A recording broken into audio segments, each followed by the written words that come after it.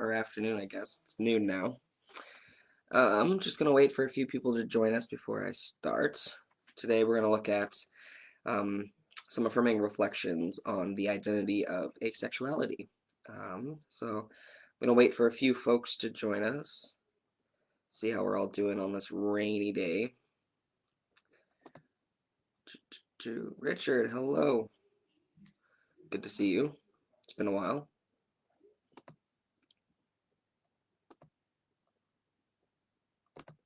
How are you doing?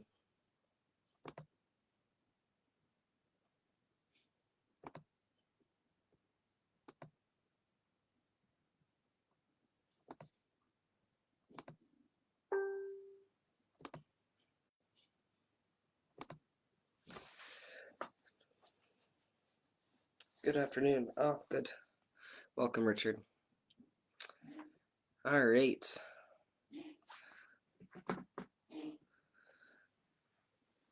What have you been up to, Richard? Any new films or shows you've been watching?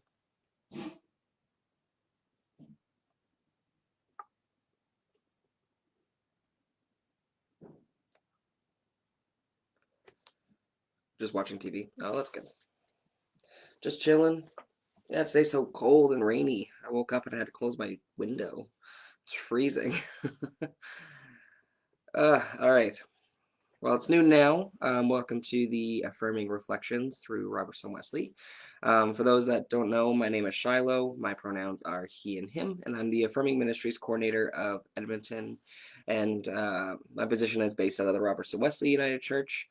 So that's where you will find me, and that's why I'm doing this live stream today. Richard, watching Flashpoint. Oh, I've seen a few of those. Looks like a good show.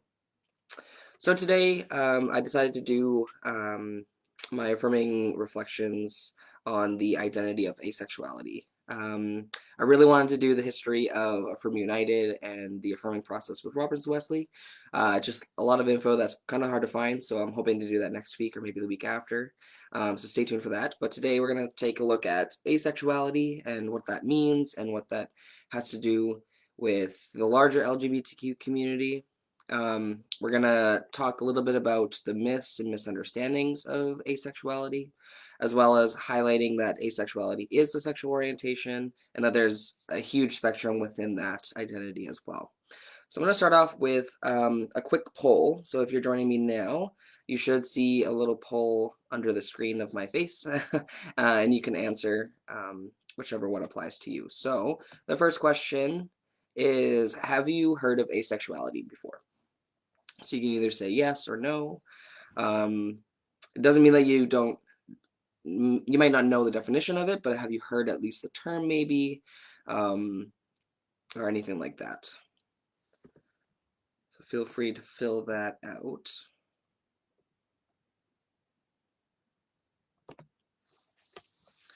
100% yes so far. Awesome. So a few of you, 50-50. Okay. We'll let a few more people vote here.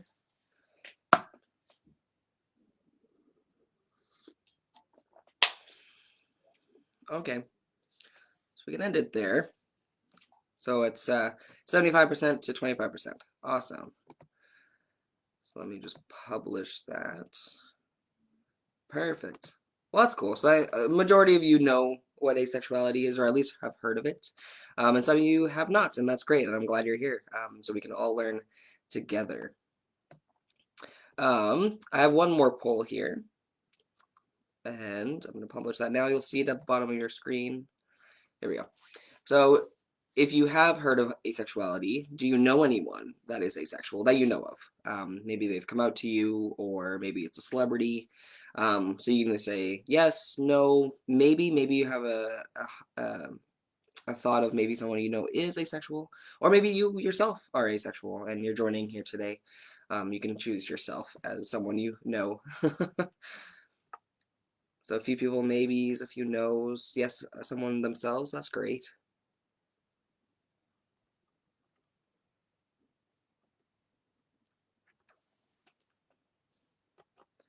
Let a few more people, a few maybes, a few no's. Yeah, for me, I know a few asexual people.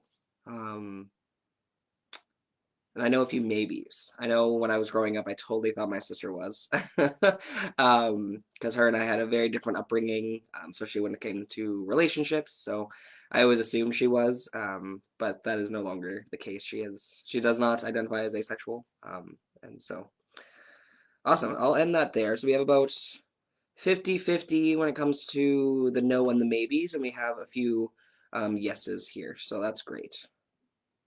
So let me just close this up here.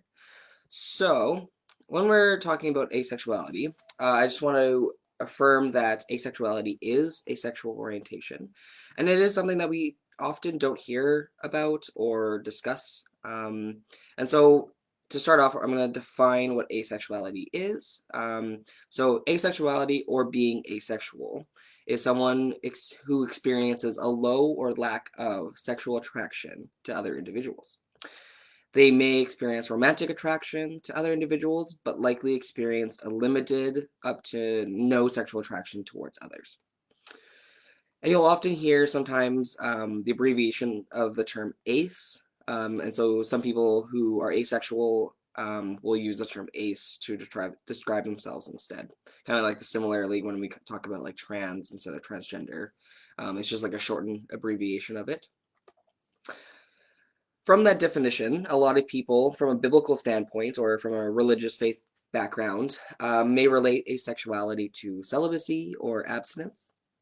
But being asexual is very different than being celibate or being abstinent, because being asexual is a sexual orientation, whereas a thing such as celibacy is more of a choice of refraining from or not engaging in any particular sexual actions. And it is also very different from abstinence, because abstinence is about deciding not to have sex for a period of time, usually before marriage. And that choice is usually temporary. So asexuality is speaking more of the drive or the desire inside, whereas celibacy and abstinence usually speaks towards more of the actions or the behaviors of the individuals. So for those of you that joined me last week in the discussion of the genderbread person, people experience attraction or don't experience it in a lot of different ways. So there's two common ways in which we can describe attraction. And so these two categories are defined as either a sexual attraction or a romantic attraction. And so you can think of a sexual attraction as, I guess, the drive to engage in physical intimacy, such as like touching, kissing, intercourse, cuddling, anything that does with, I guess, being very intimate with each other in a sexual way. Whereas romantic attraction is more of the drive to be socially intimate with another person or multiple people. And this could be either like flirting, dating, marriage, cuddling, anything like that. So some people experience both of those things, and some only one or the other, or some neither. And within those experiences of attraction, we often focus on the gender of others we are attracted to. So someone can be, cisgender, straight, and asexual. Some people might be trans, gay, and asexual. It's just another addition to the identities that you may have. So for me, I would identify as a trans man who is straight, and if I did identify as asexual, then I would add that on. It wouldn't change my queerness in a way, or wouldn't change the gender I identify as. It's just an additional identity that adds on. Let's see here. So asexuality is often thought of on a spectrum. So from those who experience absolutely no sexual interest or attraction, to some that experience some or very low levels of sexual attractions. And they're within the spectrum of asexuality. Think of asexuality as this umbrella. And underneath the umbrella, there's a few other terms and identities that fit underneath it. And so some of those terms are, the first one would be aromantic.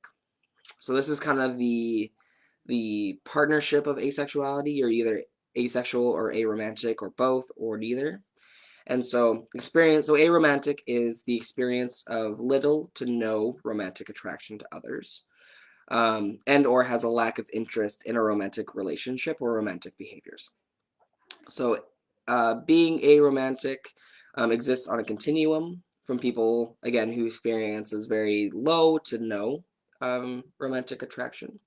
And sometimes romantic attraction happens only under specific conditions, such as maybe dating this person for a long time, or maybe having sex first or being in a relationship first. There's multiple different reasons why people would um, identify as aromantic as well. The next term would be demisexual. So I know these terms, the demi terms, are stuff that I usually don't talk about often. I think this is mostly due to just like, not that I want to erase it, it's just sometimes it can get confusing for people, and that's why I really want to do this live stream and to kind of open it up wide and kind of define them all. Because it's kind of hard to explain through like a pamphlet, so this way is a little bit easier. So those who identify on a demi-spectrum, so there's two different types, kind of similar to the two categories. There's demisexual and there's demi-romantic. So these two identities are very similar to asexual and aromantic. So we have to look at the prefix, right? So the prefix of a usually means in Latin lack of or no. And so when you put it in front of sexual, it means you have lack of or no sexual something. For demi is kind of like this in between, like kind of like a little bit or a small amount. That's kind of what this term means. So when we put it in front of sexual, we can kind of see it saying a small amount of or little experience of sexuality. So those who identify as demisexual, they experience little to no capacity to experience sexual attraction until, this is the difference, until a strong romantic or emotional connection is formed with another individual. And this is often within a romantic relationship.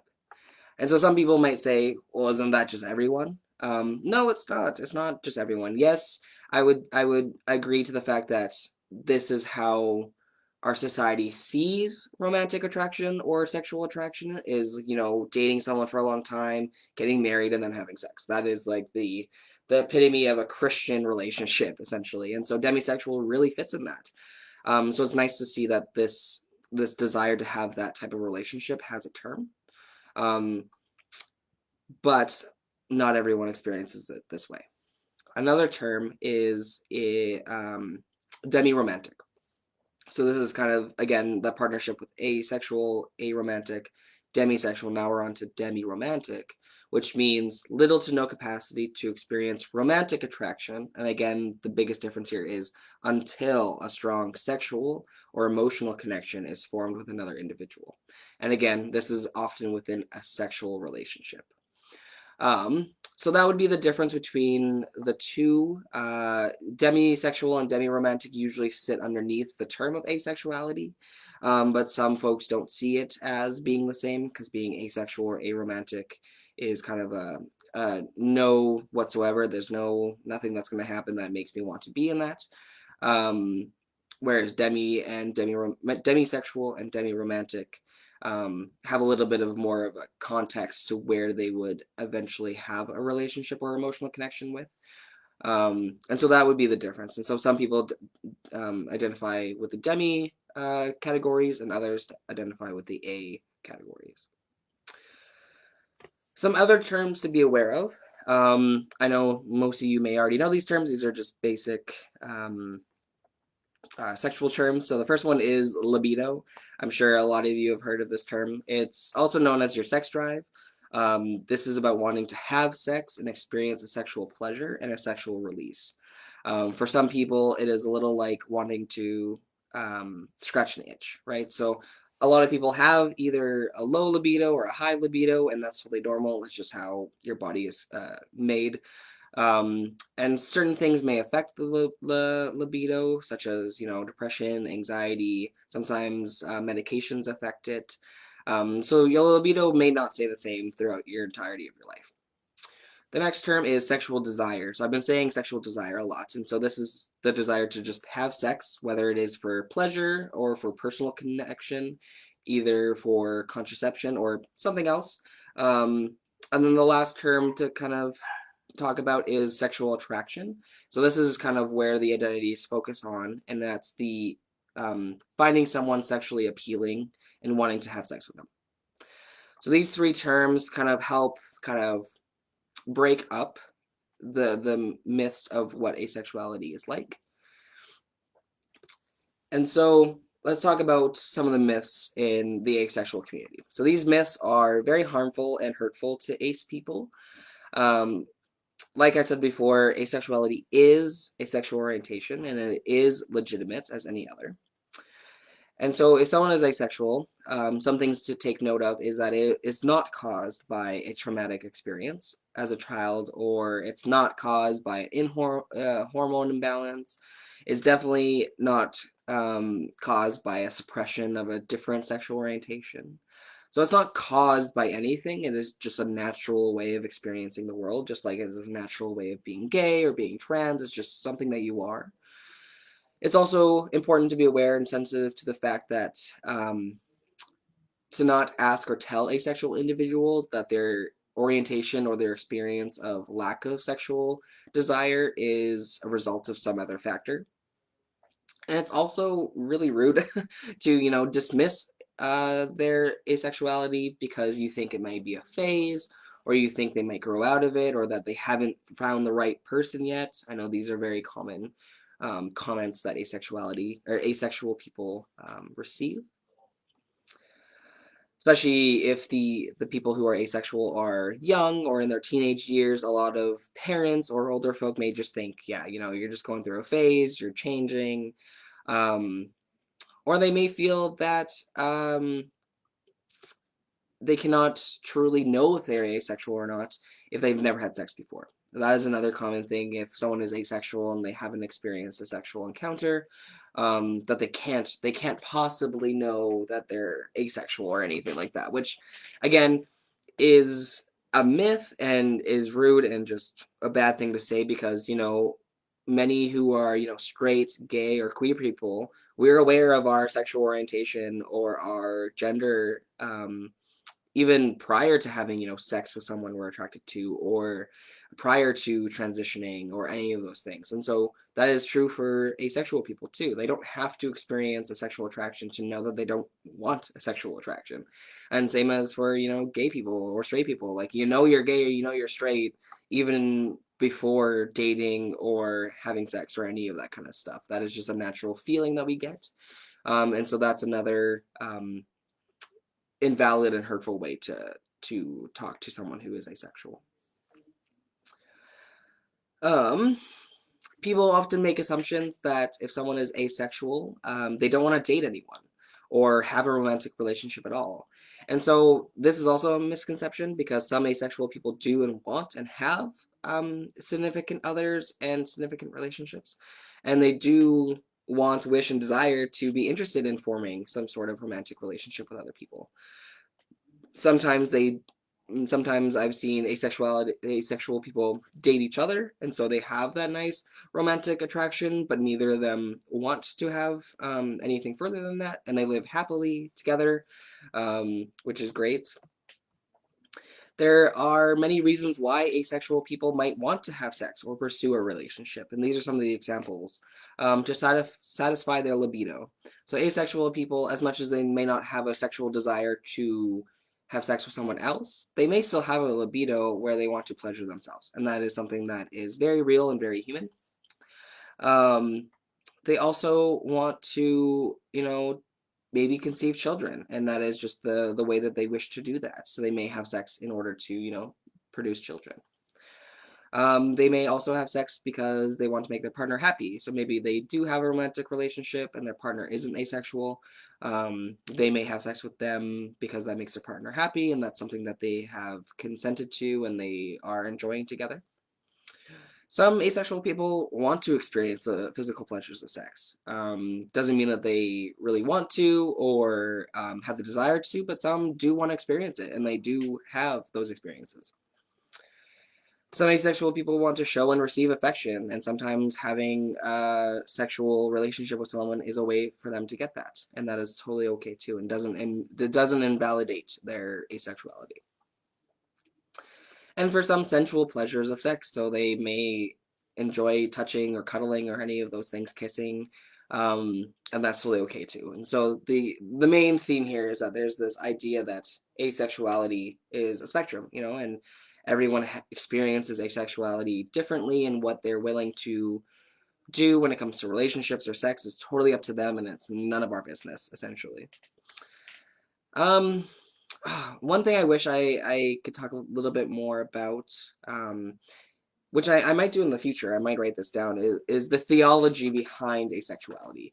Because we often see, in the Bible, we see, the first commandment is be fruitful and multiply. It's this commandment to, find a relationship, find a lifelong partner, have sex, have kids. And that is what, Christians and Christianity has been spewing for centuries.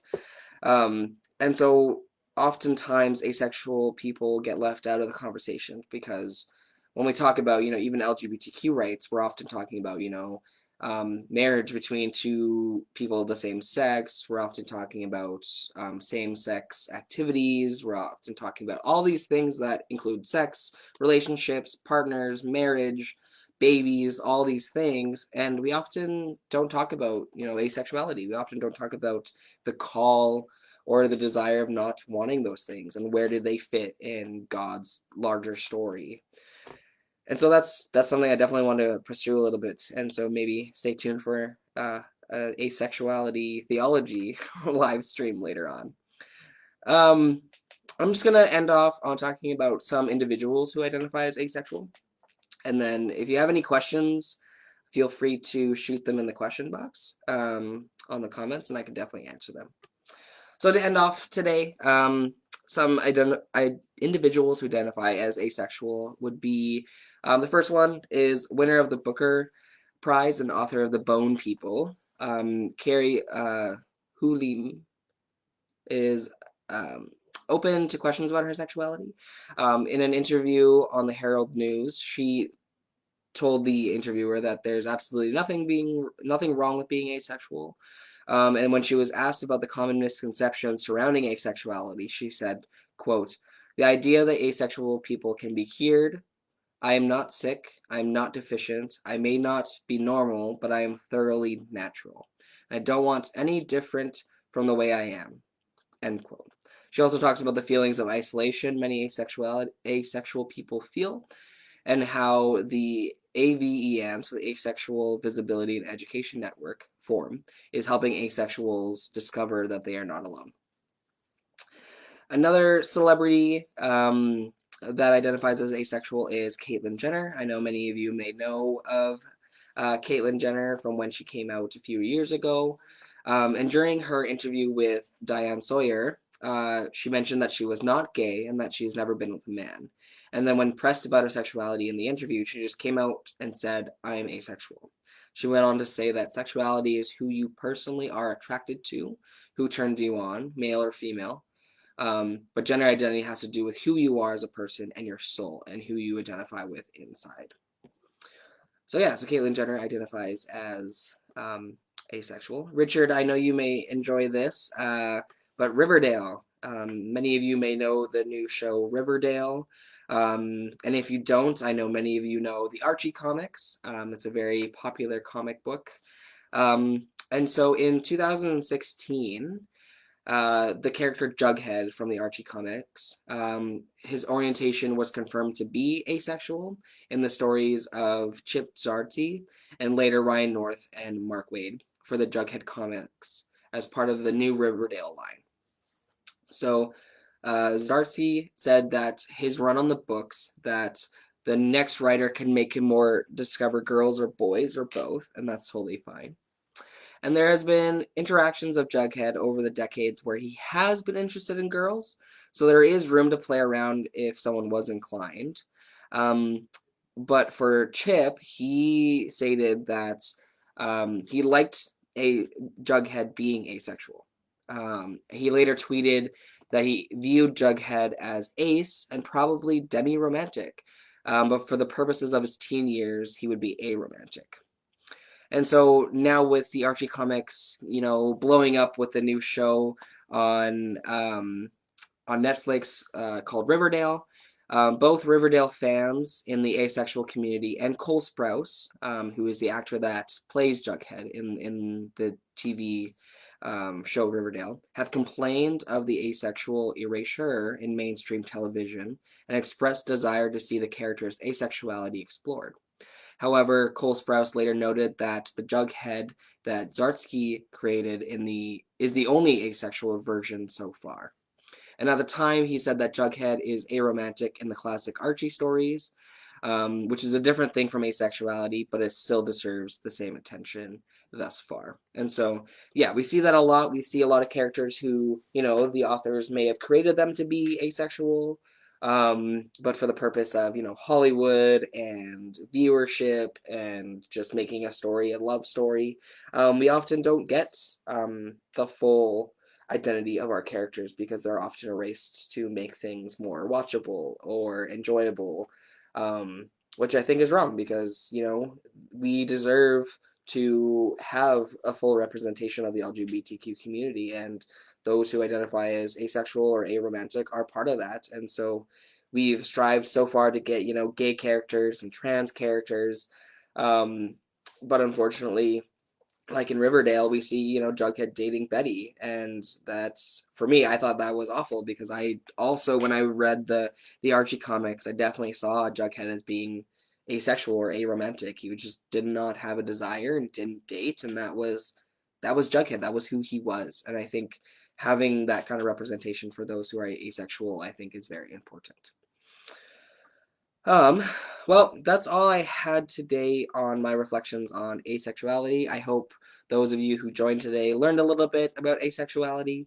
And if you already knew a little bit about it, I hope you learned a little bit more about, the demisexuality or demi-romantic.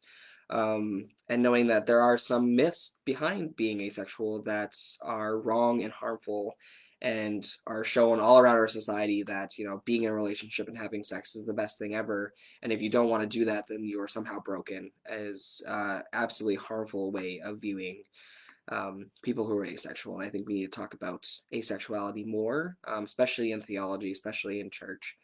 And that's something that I will definitely want to do in the future. So stay tuned for that.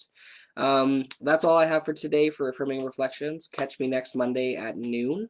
Some of my future live streams I'm hoping to do is the history of Affirm United and the affirming process here at Robertson Wesley, so stay tuned for that. I'm sure Laura's doing something at 7 o'clock today for spirited painting art stuff that that Laura does. I'm sure that's at 7 o'clock, so stay tuned for that. And yeah, if you have any questions or want to reach out to me and talk about some stuff, please don't hesitate to give me a call or email, and I will see you all next week on Monday. Take care, everyone. Bye-bye.